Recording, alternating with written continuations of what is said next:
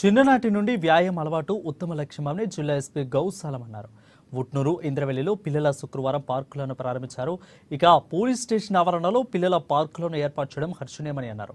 Station quarters లో నివసించే పిల్లలు బయట వారు కూడా పార్కులను సద్వినియోగం చేసుకోవాలని అన్నారు. ప్రతిరోజు ఆటలను ఆడుతూ వ్యాయామం చేస్తూ ఆరోగ్యం పట్ల శ్రద్ధ వహించాలని అన్నారు. పోలీస్ స్టేషన్ ఆవరణలో చిన్నపిల్లలతో 2 పార్కులను ప్రారంభించి వారితో కొంత సమయాన్ని కేటాయించారు. పిల్లలతో సంభాషిస్తూ నిరంతరం విద్యపై ఆసక్తిని పెంచుకోవాలని అన్నారు. ఇక ఆటలను సైతం ఆడుతూ జీవితాన్ని ఆనందోత్సవాల మధ్య గడపాలని సూచించారు.